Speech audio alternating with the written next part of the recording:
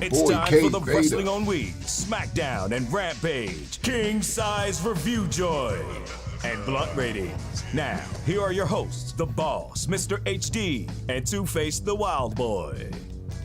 We are here, ladies and gentlemen. Welcome to the weekend show. Alex, Camilla, everybody in the chat, appreciate you guys. Wild Nation gang, gang, you know what it is. Shout out to everybody in here. Kid Get Money, what's going on, my G? Yeah. Everybody in here early, appreciate you guys, man. Hope you're having a great weekend. Two-Face, how's your weekend going so far? I know you were under the weather for a few days. We missed you on Monday. Well, good thing is it wasn't COVID. So that's good. Also all I care about it. Excellent. It was just a good old-fashioned, disgusting, full of mucus cold. That's gross. It was gooey. It was fucking gooey. But we have a long show. We got to get through it quick because I have a flight to Vegas because I will be at the Raiders-Bears game tomorrow. So I got to get up out of here. So we're going to get through these reviews. We're going to review Smackdown first, as you know, and then we'll be reviewing Rampage right after. Then we'll be covering all the latest in the pro wrestling news world. So lock in, roll your J's, get your munchies. We'll be here for a little bit. And Two-Face, you ready to get started, brother? We're going to start with Smackdown, man. Man, I'm not gonna say disappointing night. I just expect more from SmackDown, and I expect more from. Oh, it's gonna get worse. It's like, come on, son. But it also started off with the best thing smoking in WWE, and that is the Bloodline. Yeah. Oh no, it didn't. I'm tripping. I already started skipping ahead because I'm thinking about the acknowledge me part. I got my Roman Reigns t-shirt on. I'm tripping. Yep. It actually started. When I ain't gonna lie, this was the most obnoxious part of the night, and I kind of enjoyed it. And it kicked off with the contract signing for Crown Jewel for the triple threat match. I gotta get my shit on. I should have my feet up. You know what I mean? Yeah. You got Becky Lynch on. You know what I mean? Now, all right, you doing your Becky Lynch because now, mind you, you got. So I should have started Bianca Belair in the ring. In the ring, the contract signing table's there.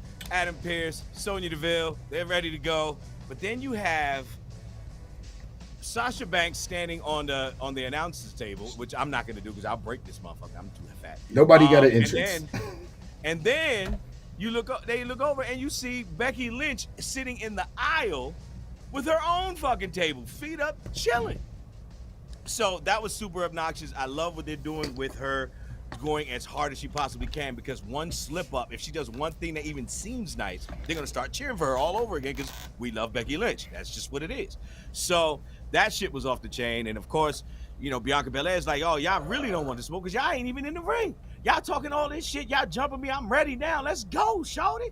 And then, you know, so they all get to talking their shit. And I'm sorry. I think Becky Lynch might actually outshine Roman on the sinister asshole-ish nature of hers, as far as the attitude wise and wordplay, because like how she's been in commentary and all the shit that she's been doing, it's like, fuck, she's just as much of a dick as he is.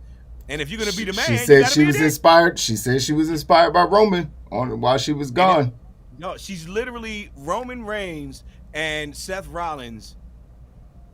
Boom. Wrapped in one. That's pretty much what she is right now. She's Seth and Roman wrapped in one. I think that we were a little worried when she first came back and she tried to force the heel thing, but she didn't force. She immediately came out and said, "I'm not a heel."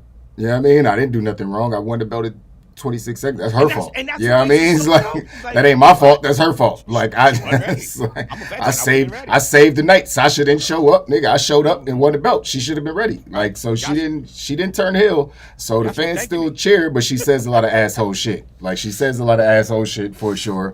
Yeah, but you know, I love when she calls Bianca Esther. Like, that's my. Okay. Yeah, Esther, I know you think you're doing a little something, but you know. No, she's the way she shits on her. Hold on, when she shitted on Sasha hard though. I forgot what she said to Sasha, but she shitted on Sasha hard. I was like, damn, Sasha. You know what I mean? It's like, you gonna let her go? She told her she looked like a disco ball. You disco ball looking fool. I was like, damn, she going hard. That is Sasha looked good as a motherfucker last night. She better stop playing. Right, that outfit was fire. But even that outfit looked like it cost $30,000, nigga. It looked like she was wearing a $30,000 dress, little leotard, nigga, whatever. on a priceless figure. But so, make a long story short, the man popped so much shit that it got Bianca Belair so mad that she threw the chair out of the ring. Didn't go as far as she wanted. It kind of latched onto the rope, so that just fucked the whole momentum of the chair. And then so as she's distracted, in comes Sasha Banks, the filler of the match. I hate to say it, but it is what it is. It is what it is. Say that in a second. So she attacks her, then that's when they get to squabbling. This is where it got dope. And then this is where you see the professionalism of certain people like Sasha Banks, because they're in the corner, and Bianca Belair is picking them up to do the KOD and had both of them on her shoulders, but didn't have them grip properly. So Sasha fell off, and they played it off so quick.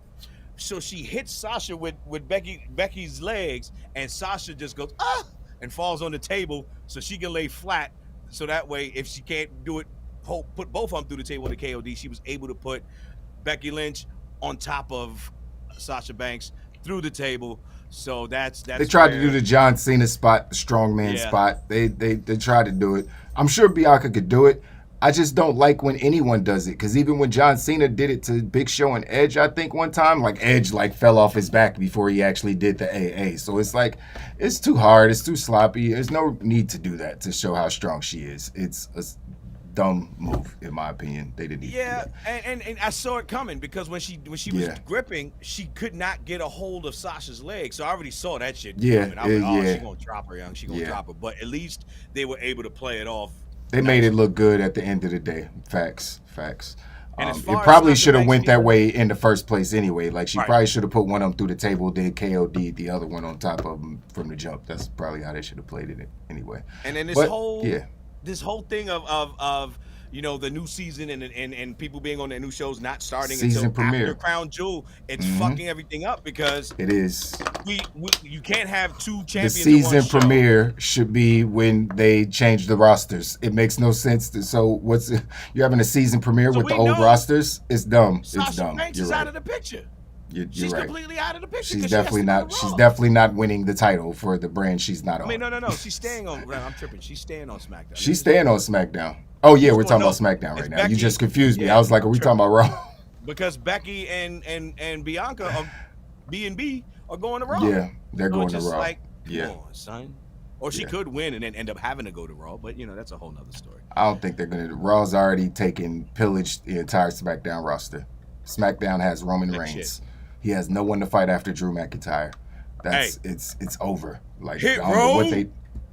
I mean, if Swerve gets a title shot, I'm with it. Like, if Swerve hit Row versus the tribal chief and the USA, I'm with the shits. Like, I mean, Adonis and Big Homie. Damn, forgetting his name right now. But him against the Usos. Yeah, I can see that. You know, them giving them some work and getting those guys nice in the ring, because the Usos can make a lot of people look good in the ring who are green. And just have B-Fab doing her thing on the outskirts. You know what I mean? Maybe throw Naomi with the bloodlines, and she's finally getting her match with Sonya. I almost feel like Sonya's going to win that match, because it's her comeback match. And Naomi's going to I don't know what the fuck they're going to do with Naomi, but I don't think they waited all this time to put Sonya in a match to have her lose.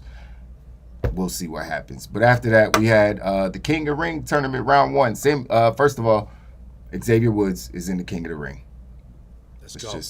That's number one. That's most important. Secondly, I like to point out that Kofi is also in the King of the Ring, and they're on the same side of the bracket. So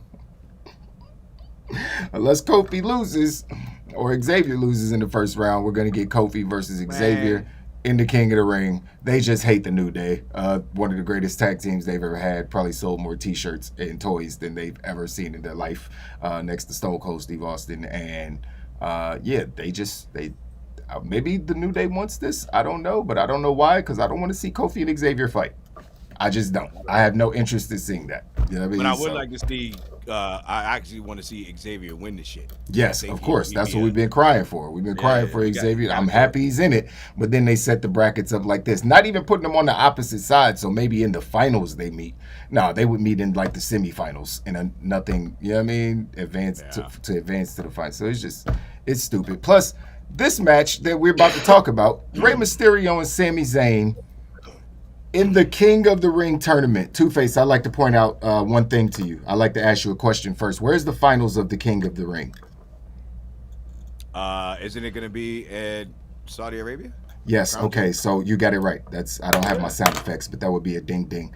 Okay. Question number 2. When has Sami Zayn ever wrestled at a Crown Jewel or any event in Saudi Arabia? Right. He's not even allowed there. Okay. So why the fuck is he in this tournament? Oh shit. It's gonna help somebody's storyline, and whoever he ends up facing afterwards, he's clearly gonna lose. But see, that's the thing where he can't win. He's not even going to. He can't win. It's like they're going back to. Do they think we not know what's going on? I'm so insulted. I feel insulted. He can't. It's like, everybody knows because of his religion, he can't go. He's never been over there. He doesn't go. And you put him in the tournament. Like, there's so many other wrestlers. There's so many people. There's so many people. Especially with all this new talent. There's so many people. Just put an NXT guy, a new NXT guy. Could have put Austin Theory in the King of the Ring. Right there. Right there. Talk about that. You could have had Austin Theory beat Xavier Woods in the finals. I wouldn't even been mad. And then you could have got heat on him and then had Xavier win it next year.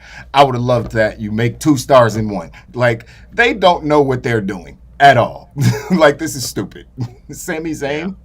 Yeah. Really? I didn't, and it's wild because I didn't even think about that part. And then it's so that's and then I saw this bracket. I was like, wait a minute, but the finals. This was the first thing that popped off to me. I was like, wait a minute, why Sami Zayn? Anyways, just to fuel up this bullshit going on between Dominic and Ray. Yeah, they had Dominic and Sammy talking to Dominic like, yeah, your father ain't shit. He don't know what he's talking about. I actually think you're better than him.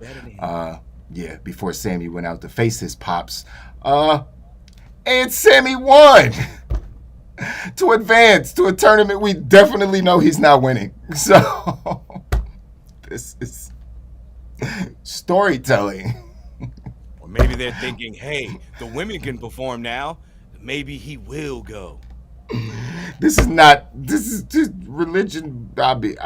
Listen, if they surprise us and something happens to where Sammy can end up over there, I'm all for it. Great.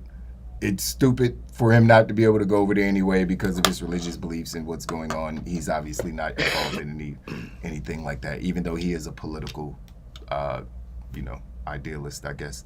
But this is all also dumb. an amazing performer, though. I will. He is. Sami Zayn is amazing. He's gonna be needed for those semifinals to really. I mean, at the end of the day, he's a great. Because it's all babyface. He's the only heel in the tournament. You need somebody to do There's it. no other heels. It's the babyface-a-thon. It's literally like the King of the Ring is for heels. It's for Stone Cold Steve Austin. It's for Owen Hart. It's for fucking Sheamus. It's not for babyface. It's for King Booker. Nobody's a babyface when they have this gimmick. Sammy can't win. So it would be stupid. I don't want to see Sami Zayn as King of the Ring. That's dumb. That's not his gimmick. It wouldn't even look right on him. So it doesn't even make sense even if he could go. So this is just fucking stupid all around. It's all dumb. I hate it. At this point, I just want Xavier to win and them to get through this shit because the way they set it up is all dumb. I'm sorry. Then after that, we had a special hype package for Hit Row, which was dope. These guys are on their way. Excited for this. They're definitely gonna have to carry Smackdown along with the Bloodline because those are the last 2 interesting things on this brand at this point. And Sasha, I guess, but Sasha is Sasha. After that, Kayla interviewed Seth Rollins. And he just did I skip something? What do you mean? Whoa. Okay, go ahead, sing your song. I'm sorry. Go ahead. I'm sorry. Go ahead. He did.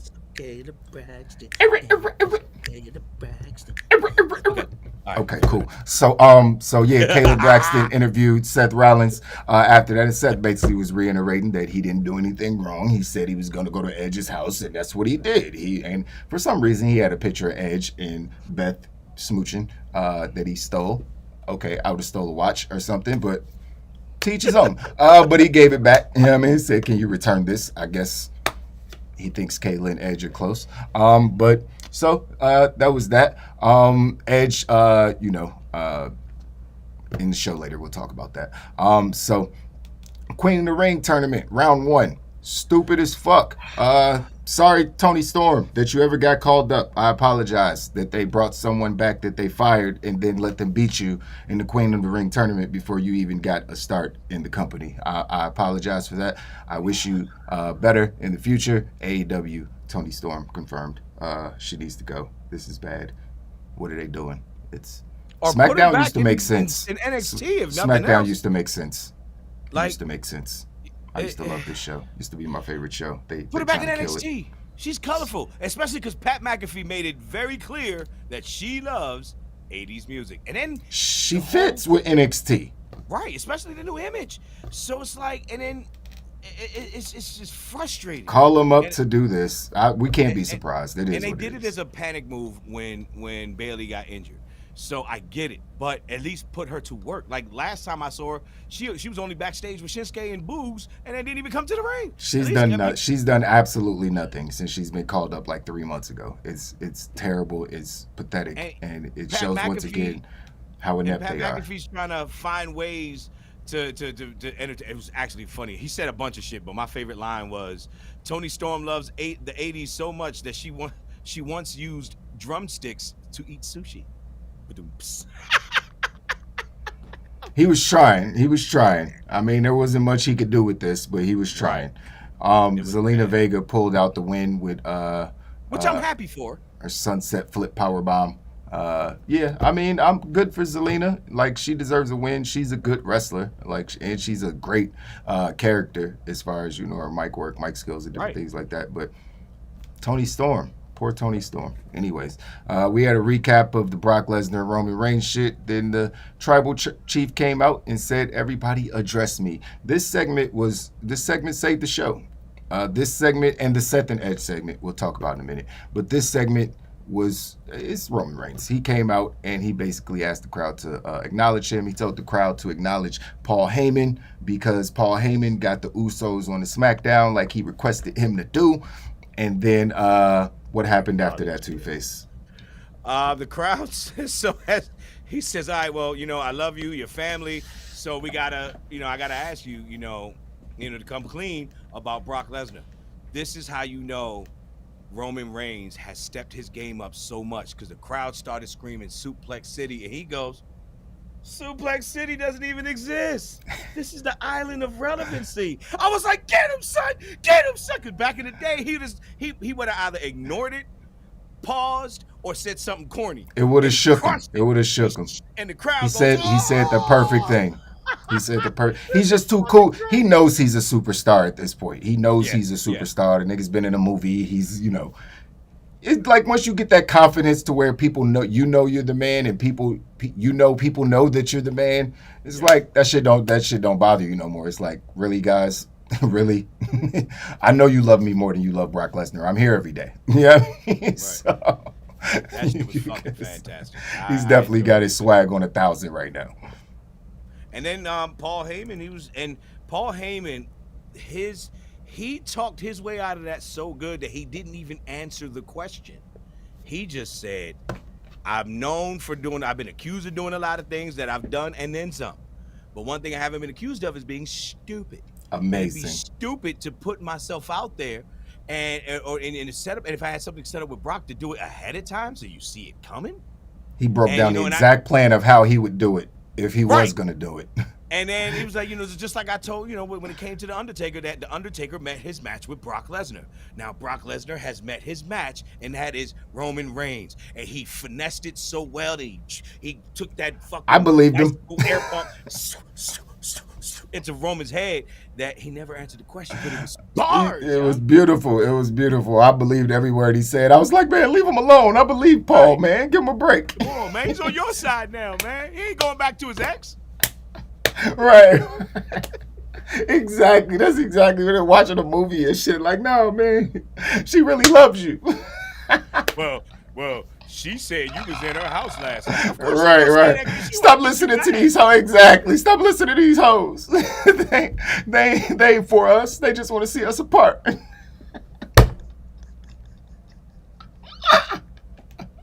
Yo, Paul Heyman is fucking amazing, yo. He is a fucking legend. Man, put that man in the Hall of Fame. Just give him his flowers now, please. Like, jeez, I know the Hall of Fame don't mean anything, but he's already a legend. But Paul Heyman is amazing. His facial expressions goes from worried to Right. He's like, I got him. But then he gracefully bows down to the tribal chief. He hands him his thing. Yo, he's got fucking Roman by his pinky, but it's working. It's working. Roman doesn't even know he's being manipulated, and he's being manipulated. That's how sinister and amazing Paul Heyman is, and that's always been his character. He turned on Brock Lesnar back in the day to side with the Big Show. This is what Paul Heyman does. Like, he's He's a slime ball, you know what I mean? And that's his character, and he's amazing at it. And you love to see it, man. Just like Camilla said and Alex said, you love to see it.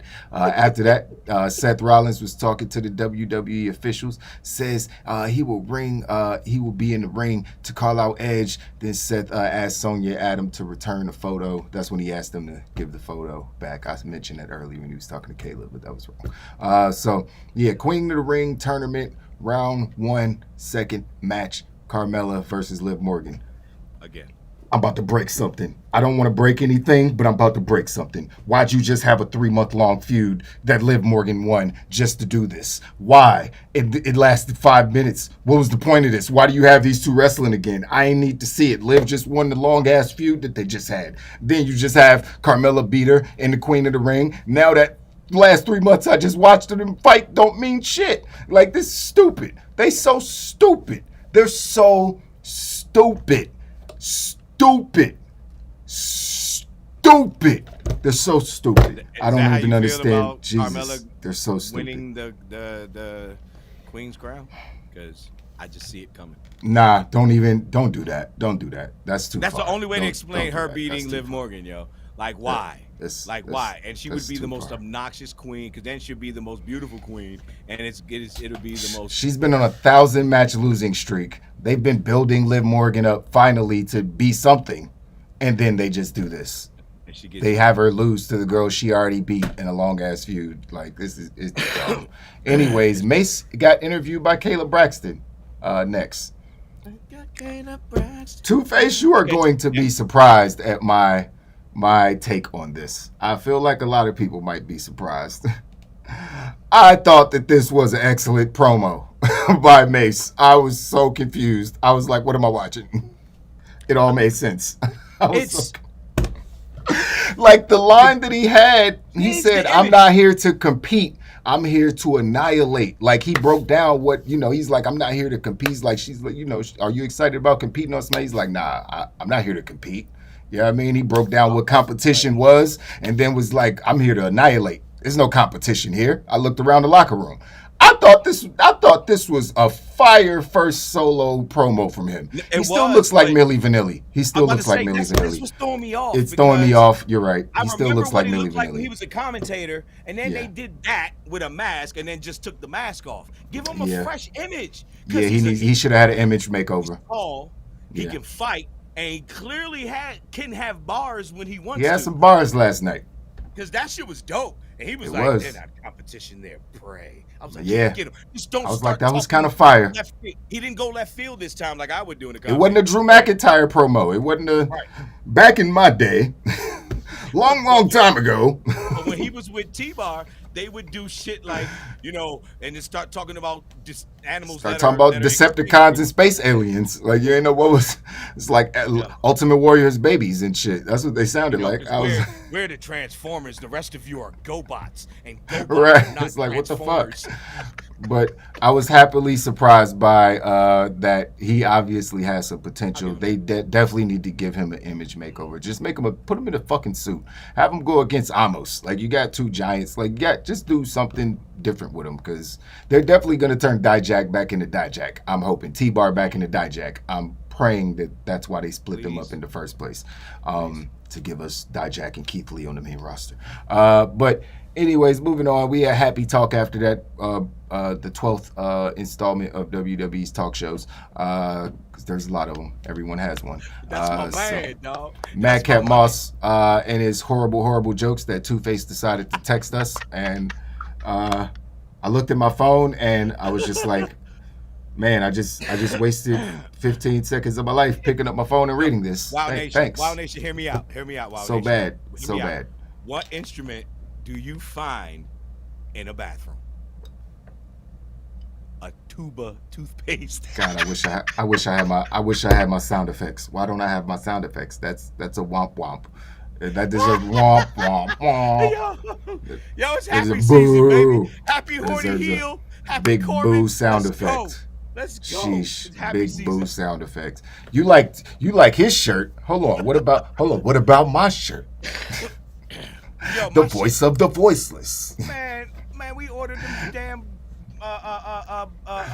CM Punk shirts? Some shits took like a month and a half. Yeah, they did. This shit definitely took like 2 months to come. But all right, we had Happy Talk, Mad Cat Moss telling his horrible jokes. Kevin Owens just came out and attacked Moss and Corbin, but they beat him up because it's 2 versus 1. Then after that, we found out what was going down with Naomi, because Naomi asked why she was not in the Queen's Crown Tournament, the Queen of the Ring. Why'd they change the name of? That was another thing. Why is it the Queen's Crown Tournament? It's the Queen of the Ring.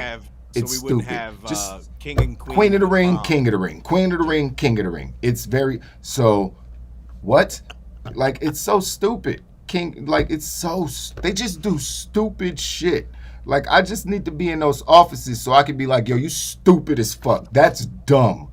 That is stupid, because somebody just this is why it's stupid. Stop insulting the fans. Like, Jesus Christ. People, like, know what's going on at this point. It's not real. People just like people like go and watch Marvel videos after they watch a Marvel movie to see all the Easter eggs and shit. People know what's going on behind the scenes in wrestling. Like, so stop trying to insult people like we don't know what the fuck is going on. This shit is ridiculous. Anyways, Tanya Reigns is in the building. Yeah, so Tanya Reigns, what's going on? So we're talking about Naomi.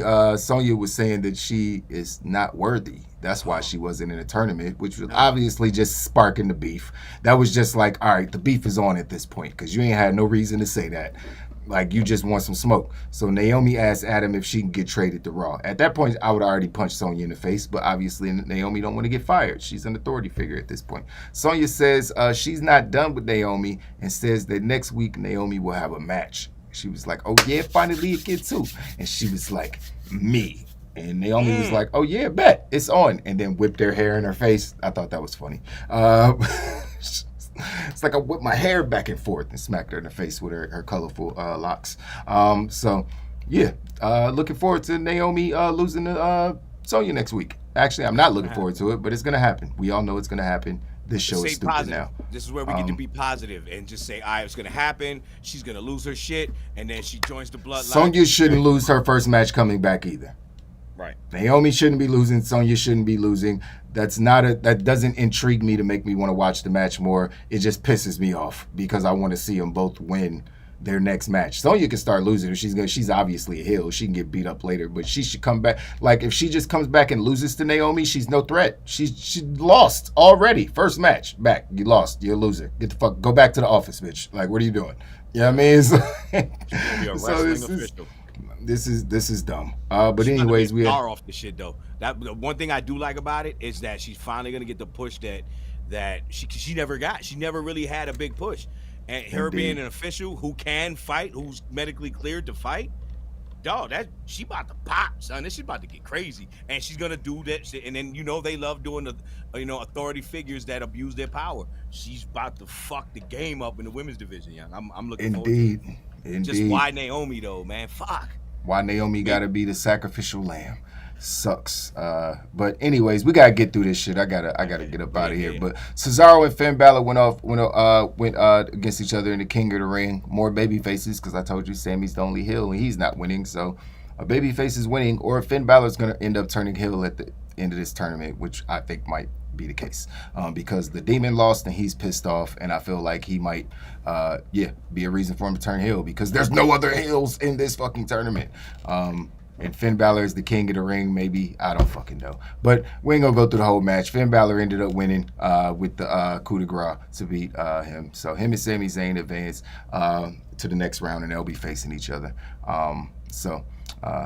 Finn Balor's probably gonna win, but who knows?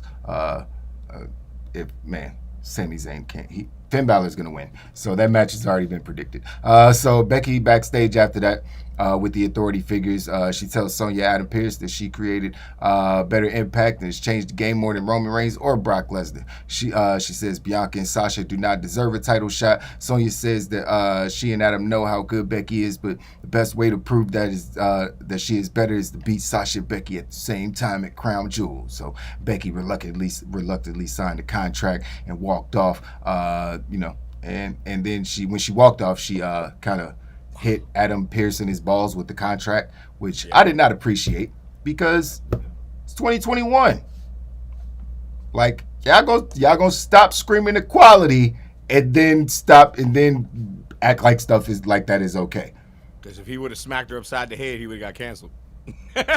What if he just smacked her in her vagina? It's like here. It's like, what? You can't do that. That's literally sexual harassment on TV. You know what I mean? So they can say, well, she threw it, she put it in his gut, which I would assume that that's what they were going for. But he grabbed his balls. You know what I mean? So, right, he did. You don't. Yeah.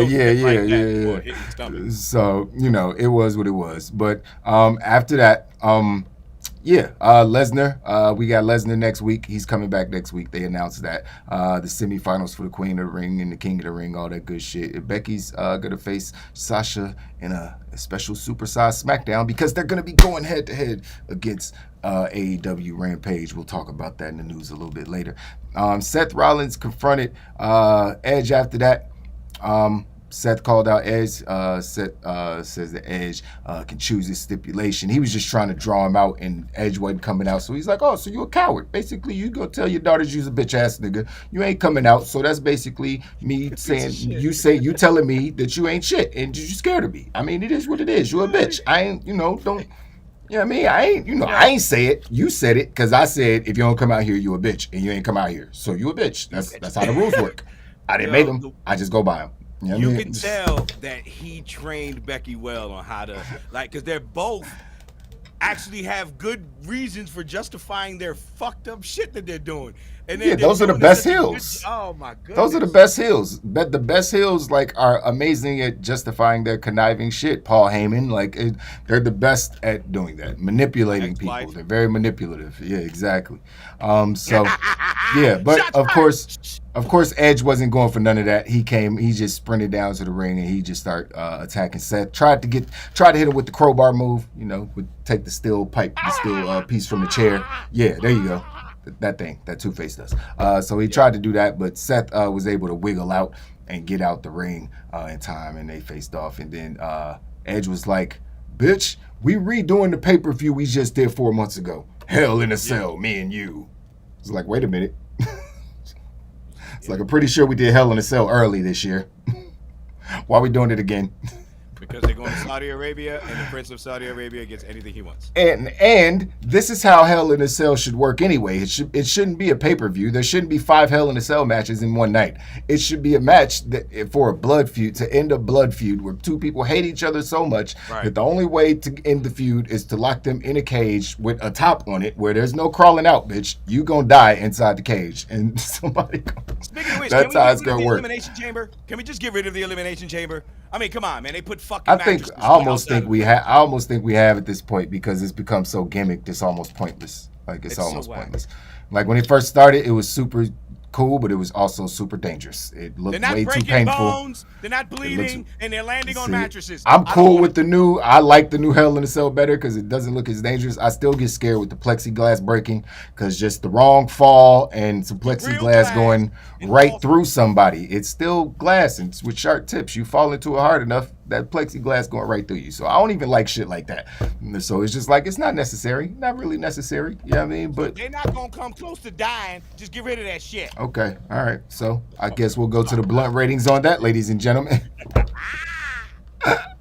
Oh, man. It's time for the blunt ratings. If this is your first time tuning in, this is how the blunt ratings work. We take each show and break them down into 5 categories: matches, promos and backstage segments, storytelling, commentary, and the crowd. For each category, each show can get up to 5 blunts. The average score of those 5 categories stands as the official blunt rating. Those are the rules. Now let's get right into tonight's edition of the blunt ratings.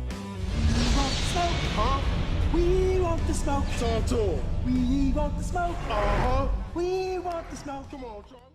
We want smoke. Hey, we want smoke. Hey. Oh, I gotta get the homie in here. Hold on.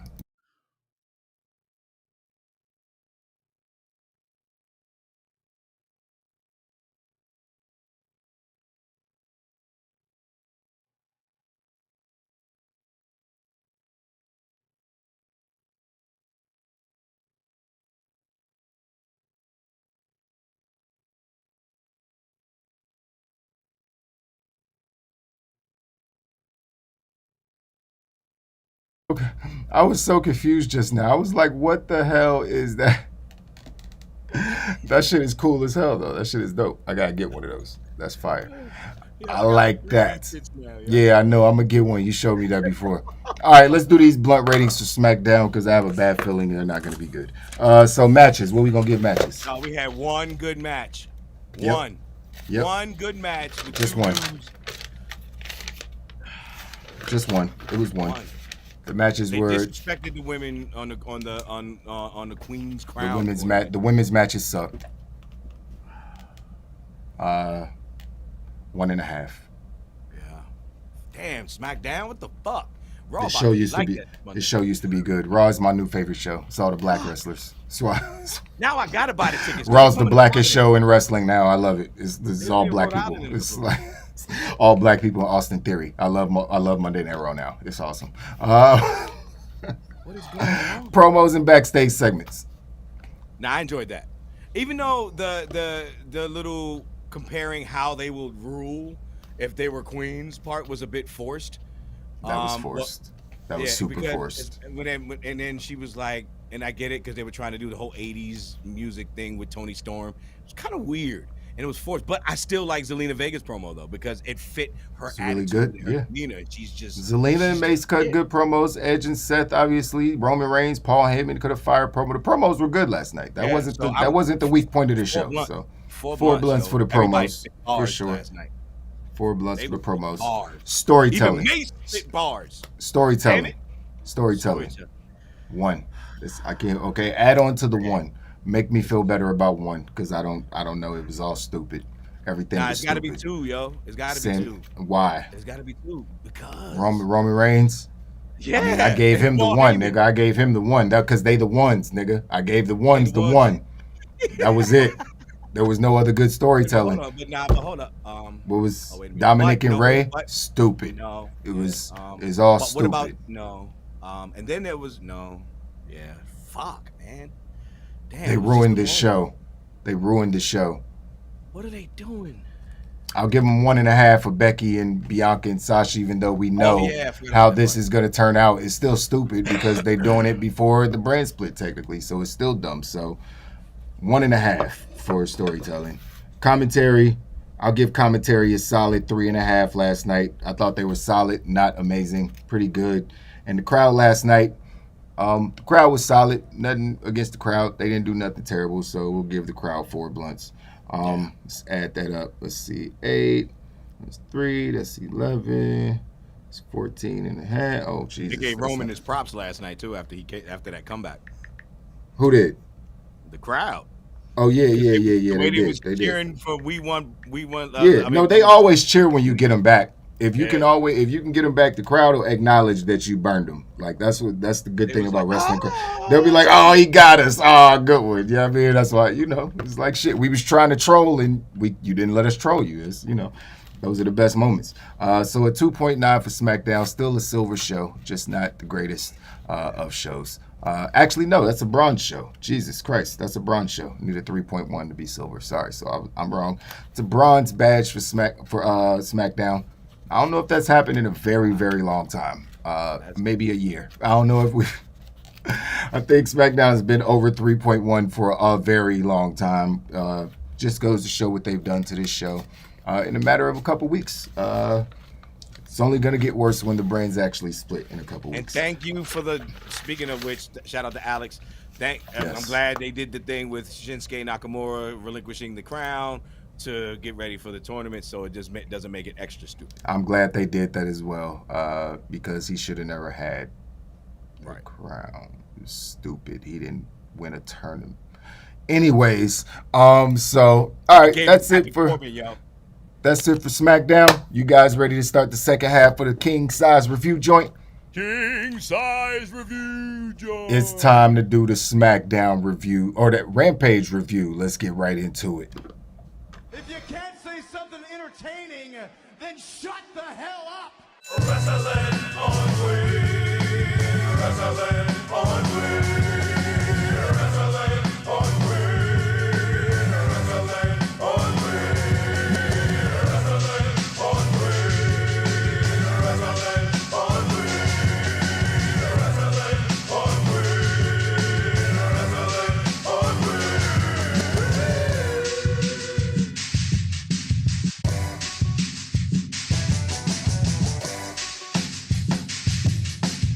The rhythm and the style of your boy K Beta. What's going on, everybody? We right back. You already know what it is. Let's get right into this Rampage review joint.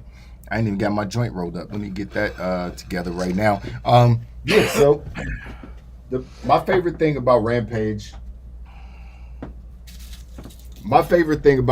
Two-Face, is that it's an hour long. This show is amazing because it goes by so fast.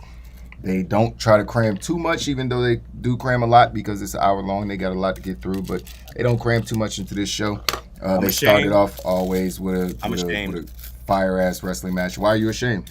Because I figured, you know what? I gotta, I was tired. So I said, I'll just watch this. It's only an hour. I'll watch it tomorrow. But no, Cox Communications didn't put it on demand this morning, and I couldn't even watch it. No, it's all good. It's all good. I got you. No, it's not, man. I'm freaking tired of them, man.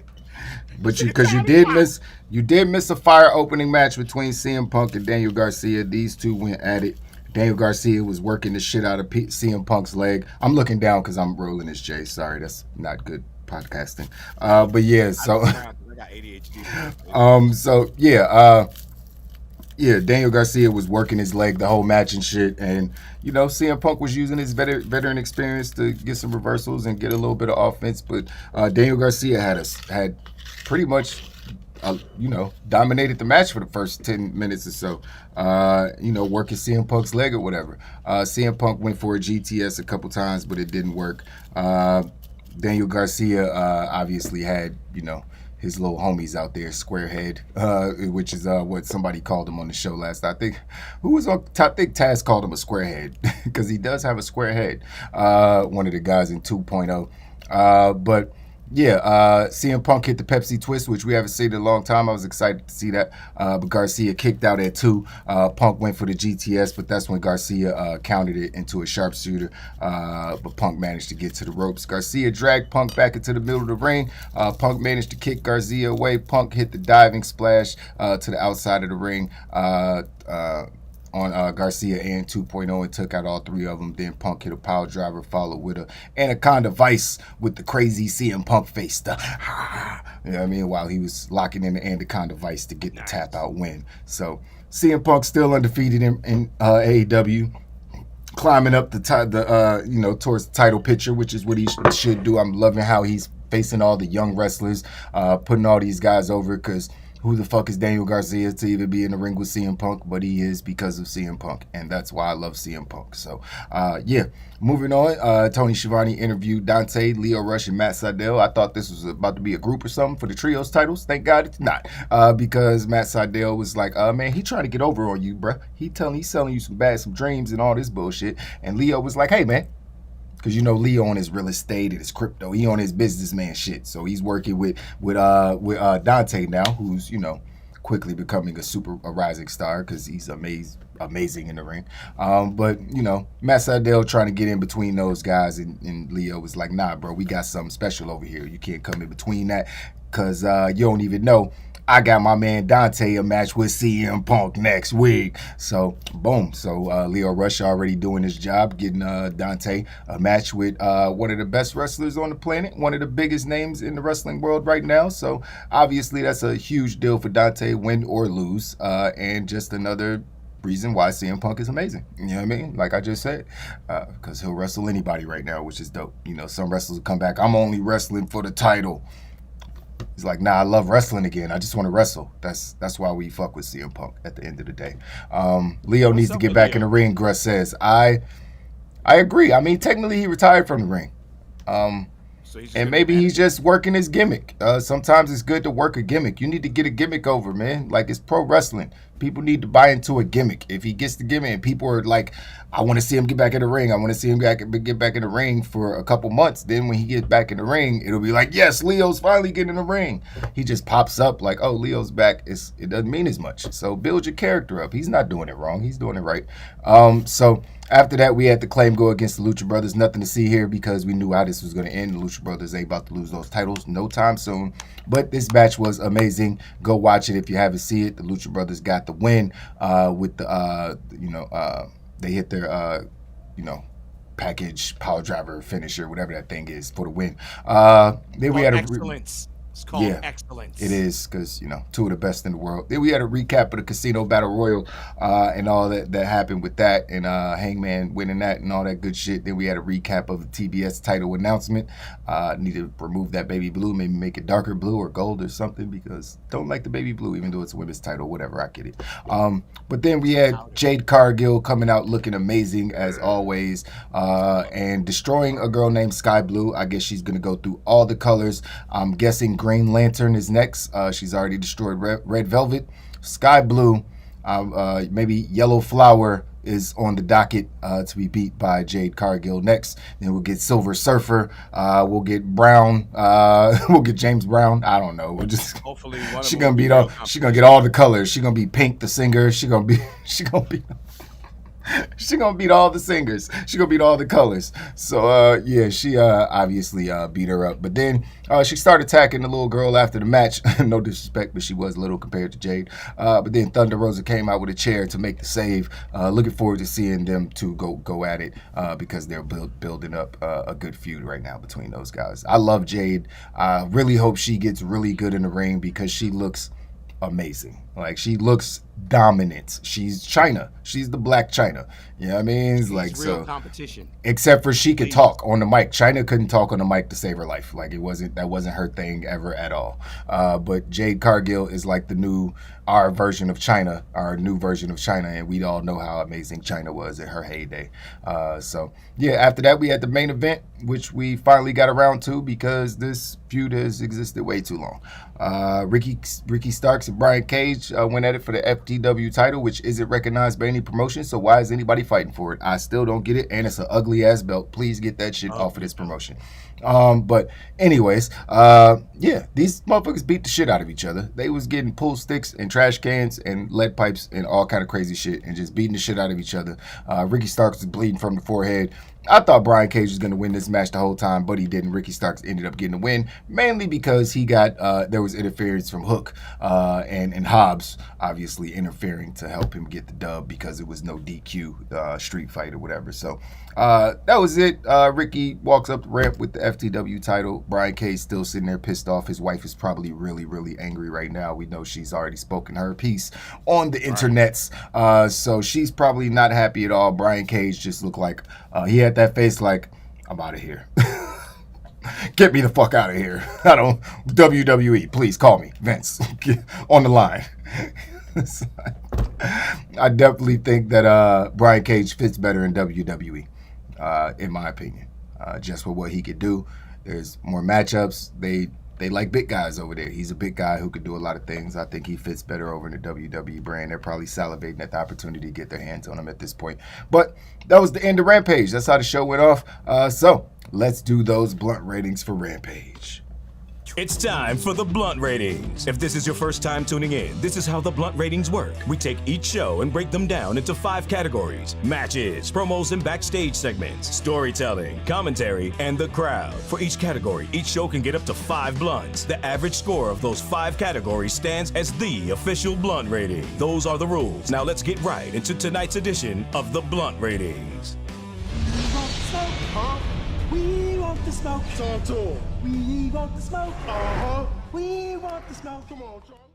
We want the smoke, ayy. We want smoke, ayy. We want the smoke, ayy. We want smoke, ayy. All right, so matches. For Rampage, what you giving matches? 4 blunts. Nice. Yeah, 4 blunts. I mean, there was a squash. Jade Cargill squashed that girl, but she's supposed to. And I just love watching her beat people up. And all the 3 other matches were fire. Acclaim versus Lucha Brothers probably could have got a lot more time, but it was still good. Garcia versus CM Punk, fire. And the main event was a really good street fight. So 4 blunts for the matches. Promos At minimum, I would have went 3.75, but I'll just round it up to 4. Promos, backstage segments. Wasn't really a lot. They just did like a lot of recaps and video recaps and stuff like that. It wasn't a lot of people talking on the mic outside of Leo Rush and Matt Sydal cutting that promo, which was cool. So I'll give promos, backstage segments a 2.5. Storytelling, they finally ended the Ricky Starks and Brian Cage feud. Jade Cargill still being built up to be a monster. Lucha Brothers are still, fire. The Acclaim, still losing, but you know, Did we get I any thought good I bars? thought homie's bars was fire last night. I don't remember exactly what he said, but I remember thinking that was better than last week. You know what I mean? Because I remember last week he said some dumb shit. I don't even remember what it was, but yeah, but. Storytelling, I'll say 3.5 for storytelling. Punk's still putting people over this week, next week. And, you know, it's only an hour-long show, so it's not like they could do too much with the storytelling. They're just trying to get as many matches in as they can. But 3.5 blunts for storytelling. Commentary team did fine on Rampage. They always do fine. I'll give them 4 blunts. And AEW crowd is going to get a 5 until further notice because... Best crowd ever. It's just the best crowd. People are crazy. So let's do this math real quick. That's 8. This is 14, 19. Fake me out yellow is not appealing to my. It's a 3.9 for Rampage last night. That yellow is weird. Yeah, that's better. Yeah. That yellow looked like an extra light, or it looked like an alien was landing or some shit. Alien spaceship on the way or some shit. That's a 3.9 silver badge for Rampage. Great show. Great hour-long wrestling show. I love hour-long wrestling shows. I wish they were all an hour long. It would be so much easier to do these reviews. But that is it for the review joints for today, ladies and gentlemen. But don't go anywhere because we'll be back in 4 minutes and 20 seconds to cover all of today's pro wrestling news, rumors, and updates. And we do have a lot. So stay locked in and we will be right back. I'm going to eat my pizza and drink my water and see you guys in 424. Thanks for watching another WOW Review Joint.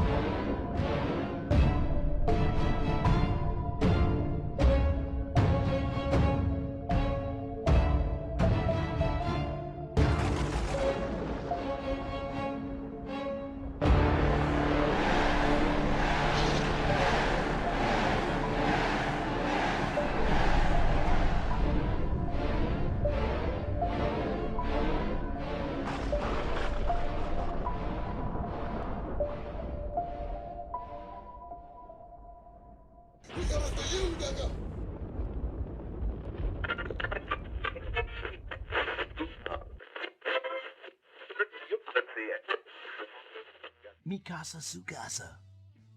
You Eddie, right? Yeah. Look like Eddie Guerrero, man. You like to watch wrestling? Yep. Have you ever watched wrestling? On weed? That's the way to see it, man! It's rock!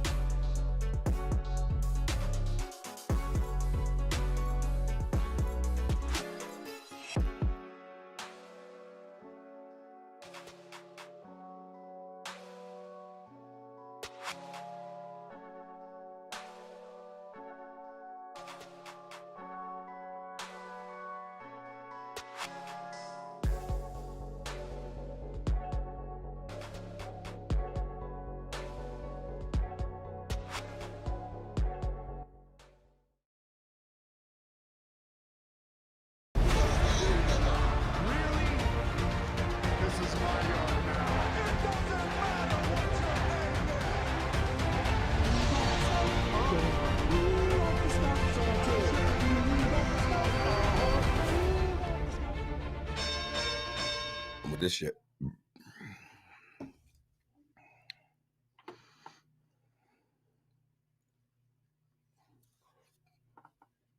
What is going on, ladies and gentlemen? We back with another Wild News joint. I don't know why these cameras are not set up, but there they go. Boom, we switching sides.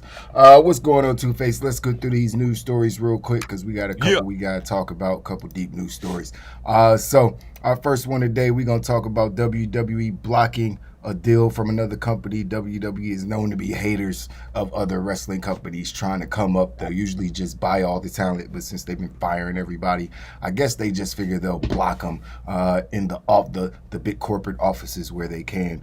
We previously reported about how Fox is not thrilled that their competitor Peacock got a lot of media promotion on their network, obviously being owned by NBC Universal. That's not, it's not a good look. But WWE still continued to promote Peacock because Vince don't be giving a fuck.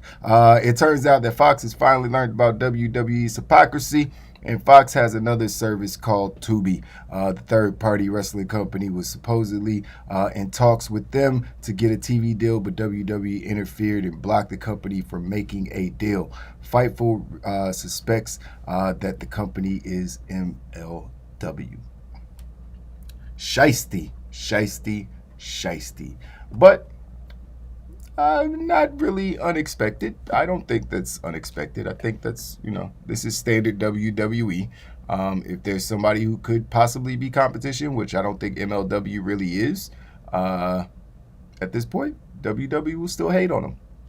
It's crazy. Yeah. They probably want to buy them, and MLW is probably like, nah. And then WWE was probably like, all right, bitch, we'll ruin your lives then. Like a crazy ex. What? Breaking news. I was using the wrong camera. I was like, why does my quality look so cheesy?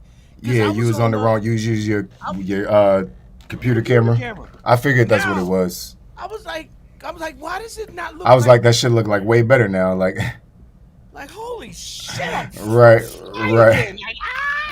like why was that light all bright and shit? Like that shit ain't never looked like that. Shit was looking fuzzy as a motherfucker over there. But that's what's up. Yeah, I've done that plenty of times. Sometimes if my mic sounds like shit, it's because I haven't turned on my soundboard, my H8, and I'm using my computer microphone, and it sounds like shit, obviously. So yeah, it happens to the best of us. But we got a big announcement because we didn't talk about this during the review, but this is huge right here because next week, Raw is still, or SmackDown is stealing our idea and doing a king-size show. They're going to be doing an extra half an hour of SmackDown. It's going to be a loaded card, and they're not coming on at 7:30. They're going till 10:30. So they will be competing with the first half an hour, an entire half of the show of Rampage. And Tony Khan ain't scared of these hoes. I just want to let y'all know. Tony Khan tweeted out, I heard about you little bitches doing a show for them Friday till 10:30. I can't wait to beat your ass. That's basically what he said. And then he was interviewed. Let me see here if I got the interview. He was talking to somebody, but he said he wants AEW to be like WCW as far as the competitive nature and Eric Bischoff and all that. He just doesn't want to make the business mistakes that WCW made. I would just like to give Tony Khan a word of advice. The business mistakes that WCW made a lot of the times were the fact that Eric Bischoff was a dick. Like him being a douchebag on TV made people turn on the other channel. That's how they fucked up, ended up losing the ratings after 84 weeks because he was like, oh, nobody wants to watch Mankind. Everybody's like, yes, we do. Change the channel. You know what I mean? It's like, stupid. Stop talking about them. They didn't mention you when they extended their show. Just stop talking about them. Just do your show.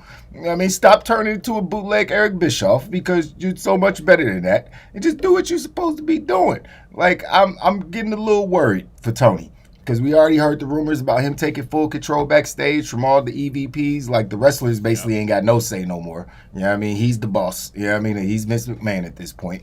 And now he's doing it. He coming out saying shit like this. Like, shut the fuck up, dog. Like, don't turn into fucking, what's the Cowboys owner? Jerry Jones. Don't turn into Jerry Jones, the Jerry Jones of wrestling. That's why you don't ever hear from Vince McMahon. You just hear what Vince McMahon said from other people in the grapevine and different things like that. But you don't see a bunch of Vince McMahon quotes. You know what I mean? Just out there in the internet sphere. You're like, Tony Khan needs to shut the fuck up. I know he's young and he's probably got a TikTok and all these different things, but motherfuckers need to know when to shut the fuck up. Like, shut the fuck up.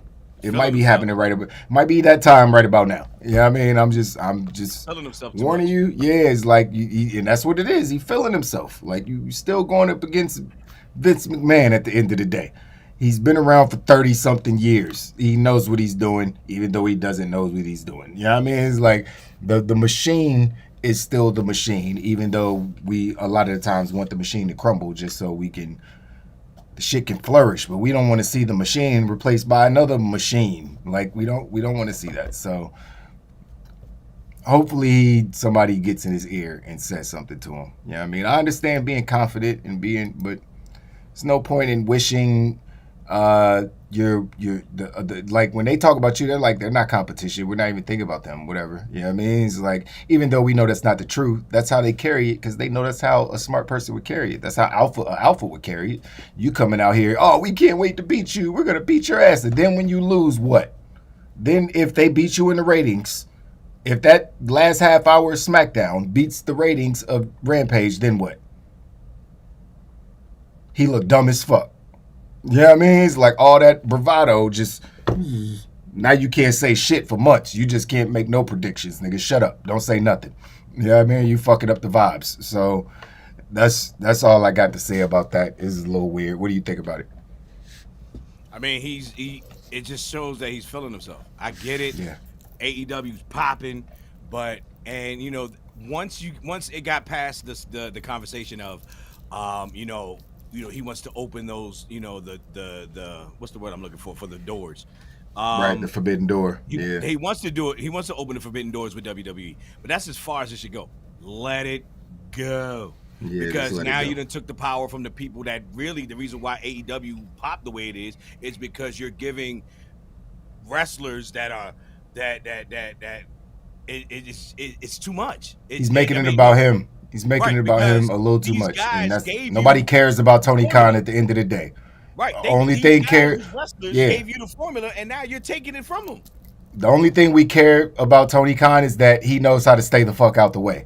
That's why we fuck with Tony Khan. We don't care about Tony Khan if he's just Vince McMahon light at the end of the day. Like, I just don't. So it is what it is. Go up at your house like Seth Rollins, yo. I know. I don't even need him taking no pictures of my family at my crib. I don't need that. I don't want no problems. Tony, he a billionaire. He might get me killed. Roman Reigns.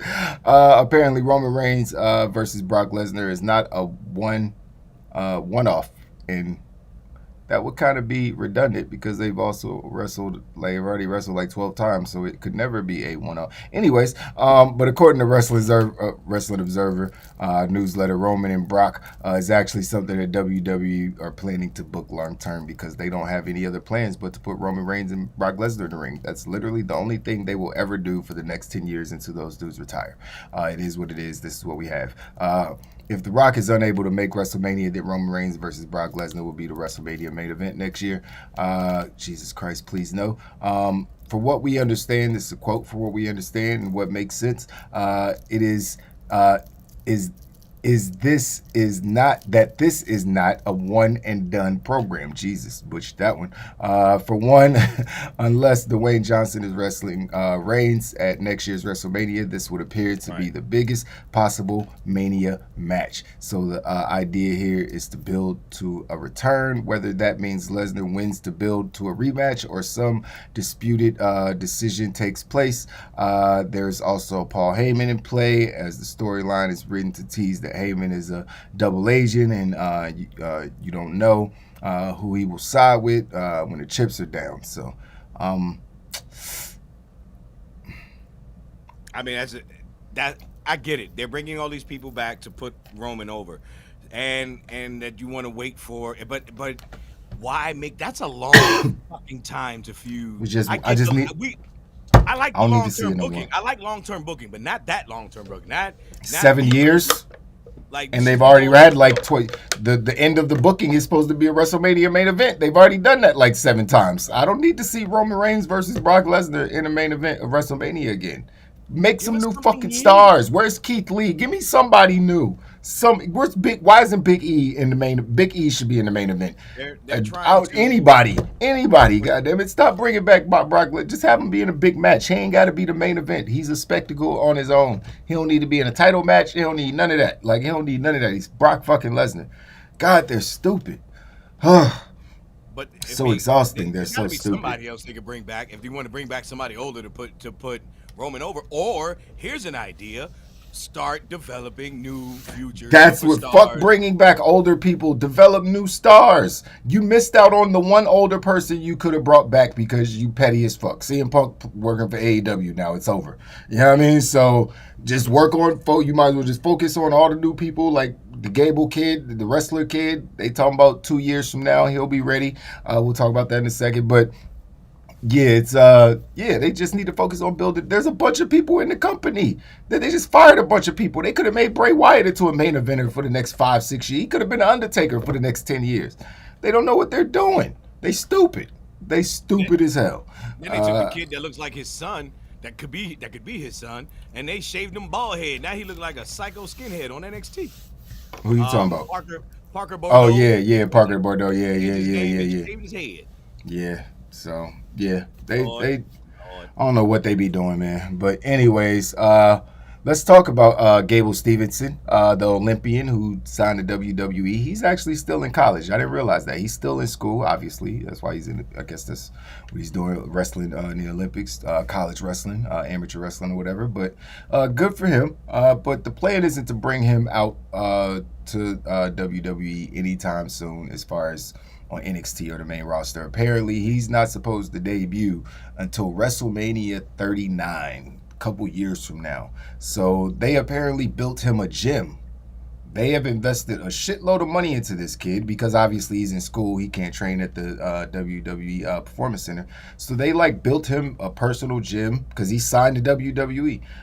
So they built him a gym for him to work out and to train with WWE officials in his hometown where he's going to school or whatever. I mean, and and they're just going to train him for the next couple of years where he's at in school. He's going to go to school and train to be a WWE superstar at the same time.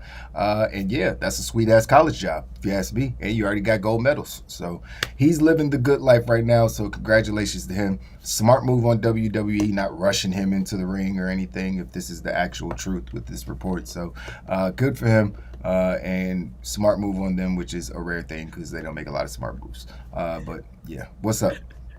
Yes, Alex, I remember when the Patriots came back from a 28-3 almost loss in the Super Bowl, and then we won. Yes, I remember that. Maybe it's because I have the hat on. I don't know. Gruss is. What's the Patriots record right now? What's the Patriots record right now? We're not talking. That's not the how point. much? How good are they without Tom? That is Tom not Terrific. The point. We need time to develop. Mac Jones is going to be a beast. He's been playing his ass off. That's a whole other story. He all right. Coming out of college, he's a beast. But that's what I was just saying. And then, Gruss is still trying to get me to acknowledge something. I don't know what he's talking about, but he did make a good point. If you need somebody to give Roman Reigns a run, throw Braun Breaker up that motherfucker and let him fucking just start fucking shit up. I think Tyson Theory could be a title contender. Tyson Theory is low-key huge. He's not a small dude. He's tall as Roman Reigns, probably as big as Roman Reigns, low-key. Who? Tyson Theory, or I said Tyson Theory. Austin Theory. Tyson Theory about to fight Deontay Wilder. So I'm like, they need to build new stars, Two-Face. Make new stars. Yeah, he is a super duper star in the making. Tyson Theory is hilarious. You can't tell me he don't got the look. He's a mid-carder, though. He's not a... No way. You're only a mid-carder if they book you like a mid... Austin Theory. Yes, Austin Theory. He was the best pickup they... Austin Theory is in a main of. Look at him. The dude looks like The nigga could double as Thor. He looks like Chris Hemsworth. The nigga looks like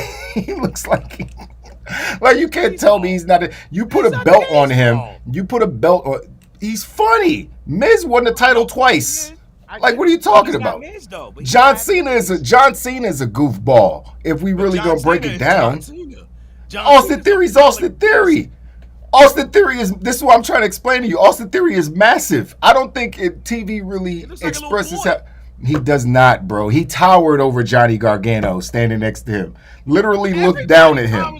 Johnny Gargano. He's like fair point. Fair point. Of the NBA. Fair point. He's Muggsy Bogues. But no, Austin Theory is tall as shit. Like, he's like 6'5", like 220 pounds. Like, he's as big as Roman Reigns. You stood him next to Roman Reigns, they're the exact same size. I promise you. You gotta see it. Yeah, you know what I mean, you just wouldn't tell. Like, the way they dress and the way they carry it, you just wouldn't be able to tell. But they both massive dudes. Like, he could be. That's why I'm happy he got called up. And, you know, I'm happy he already having a feud with, like, just look what he did with Jeff Hardy on Raw. That was, did you get to see that? I know you were sick. But he had a segment with Jeff Hardy where that's when he debuted. They called him up and he had a segment with Jeff Hardy. He was like, Jeff, I'm such a big fan. And he, like, you believed him for a second. He was like, man, I used to watch you when I was a kid. I'm here because of you, blah, blah, blah. And then Jeff was like, he's like, you want to take a selfie? And then he was like, oh, my phone don't work. And then he just clotheslined the shit out of Jeff Hardy. And then when Jeff was on the ground, he laid on the ground next to him and still took the selfie. It was an awesome fucking segment. He's hilarious. I don't care what you're saying. No, Austin Theory is amazing. Funny, yeah, I mean, Austin Theory is hilarious. But WWE champion. You got to put him in that position, bro. Would you thought the Miz should be a champion? I wouldn't have thought I wasn't surprised. Some people would look at Finn Balor and be like, he's a mid-carder. He is.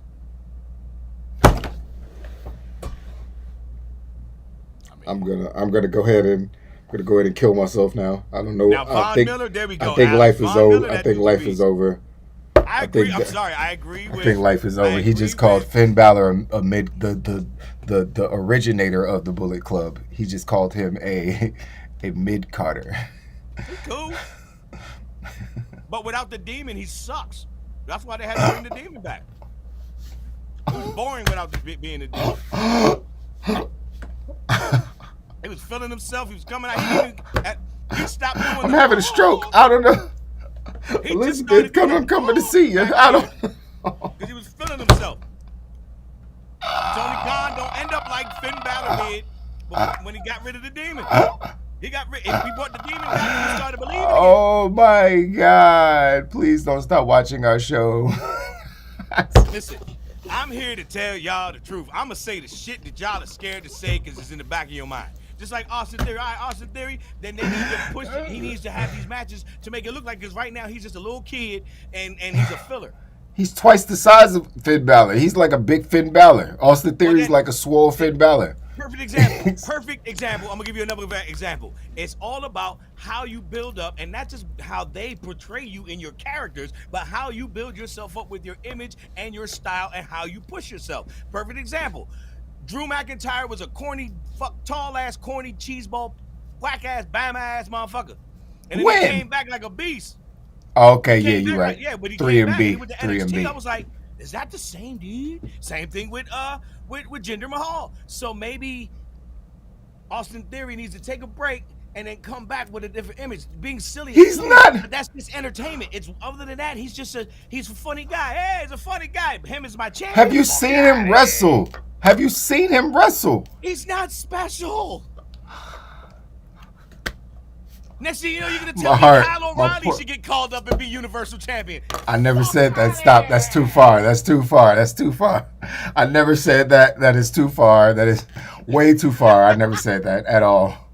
Being a heel, I have to remind myself that I'm a heel. And remind you all that as entertaining and obnoxiously handsome as I am still a heel. My name is Two-Face. I am the happy, horny heel, but I'm still a heel. And I'm going to tell you the truth. I really got to get my sound effects. I need to get the boo. I'm going to tell you the truth. And the fact that he can't drown me out with sound effects and shit like that, this is my time. Next week. Because this is asinine. I am upset. He called Finn Balor a mid-carder. That's... When he's Finn Balor who shows up as the demon, that's the Finn Balor that's a main eventer. Finn Balor without the demon is cool de grace and Yep, I said what I said. All right, well, that's it for the news, ladies and gentlemen. I guess Wild Nation, I love you. I Look, guess it doesn't that's mean, it for us today. The show ended on a crazy note. I didn't think that we were going to go there today. I didn't think that, we were just sometimes you got to take that path. going to jump And right jump now, off the I bridge. am We just that going to path. jump off. All right. Austin Theory and Finn Balor, I apologize sincerely. Two-Face is wrong. But, you know, When people they are say- wrong sometimes. People are wrong when they sometimes. say It's okay. if Finn Balor was to jump off a bridge, would you jump off a bridge? No, I'd be the one already in the ocean taking pictures with my camera of them coming down because that's what I do. Does that make sense? Fuck no, but that's all I got right now. Were you using a yellow rubber ducky floaty in the water to hold yourself Yeah. up? Were you? Yeah. I'm sure you were. All right, ladies and gentlemen, that's all the news we got for you guys today. Appreciate you tuning in for the long ass stream. We'll be right back on Tuesday afternoon at 4:20 to review Monday Night Raw and give you all the latest in pro wrestling news, rumors, and updates. As always, enjoy the rest of your weekend. You might see me on TV tomorrow at the Raiders-Bears game. I'm going to be there loud as a motherfucker. Probably going to lose my voice. First Raiders game I've been to in about 5 years, so I'm excited as hell. So, yeah, man, see you guys next week. Until then, deuces. Shout out to everybody in the chat before I get out of here. Alex, Camilla, Gruss, and Kid Get Money. Everybody who's here blowing up the chat, man. We are nothing without you. You already know. Wild Nation, gang, gang. Love you guys. I'll see you next week. Peace. Like the video, subscribe to the channel, and hit the notification bell to know when we go live next. Follow us on Twitter and Instagram at Wrestling on Weed, and thanks for watching.